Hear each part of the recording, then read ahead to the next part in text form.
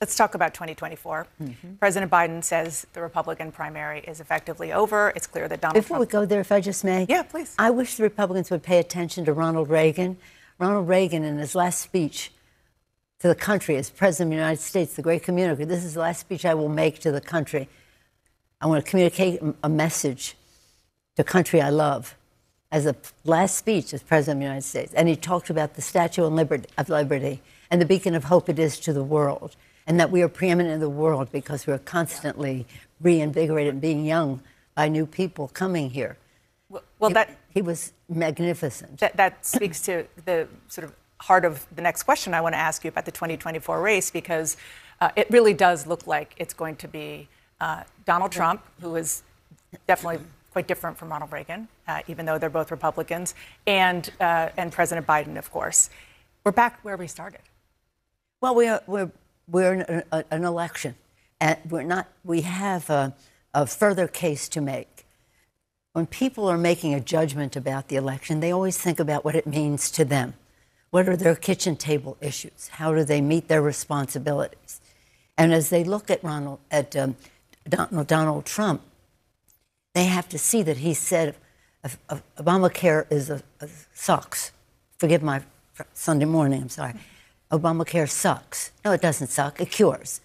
He wants to take away, he has taken away a woman's right to choose and make decisions. And those are kitchen table issues. Health care, the cost of health care, the access to health care, not having a pre-existing condition no longer standing in your way. And the freedom, democracy is a kitchen table issue. The freedom to be who you are and to make your own decisions and to have a thriving economy in which you can succeed. And President Biden has accomplished that magnificently, working with the private sector. A lot of that happens in the private sector. So people have to understand what it means to them. If they want to vote for somebody with all these indictments and impeachments and all the rest, is that more important to them than losing their privilege of having health care if they have a pre-existing condition? So it's the sort of positive side that you're talking about from your perspective. Yeah. What does it mean to them? But then it's also, what is the alternative? And last night, President Biden mocked Donald Trump, called him a little confused.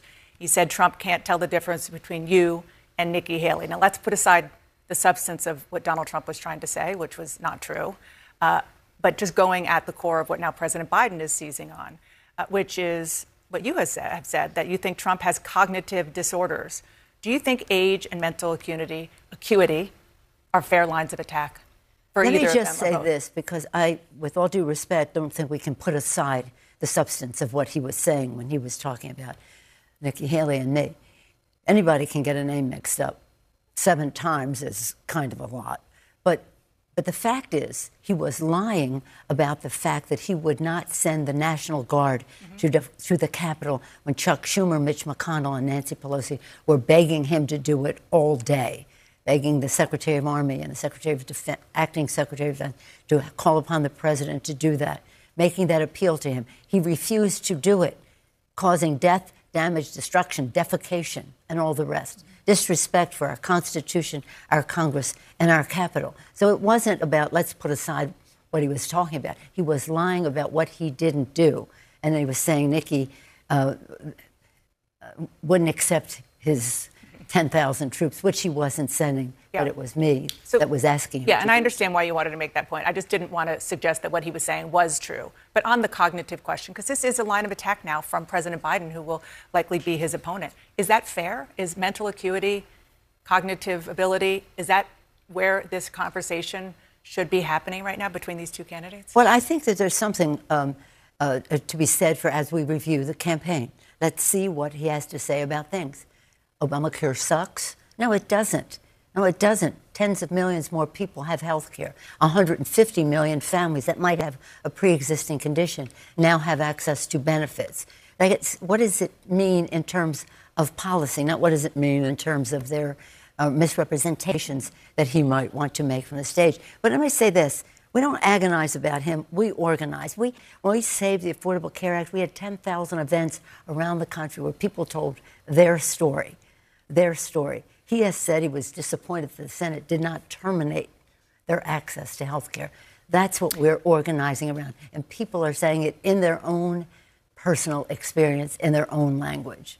One of the challenges that Democrats might have in organizing is some anger in some corners of the progressive movement over Joe Biden's support for Israel in its war against Hamas terrorists. How concerned are you, especially given the fact that we have seen protesters over and over and over at his events?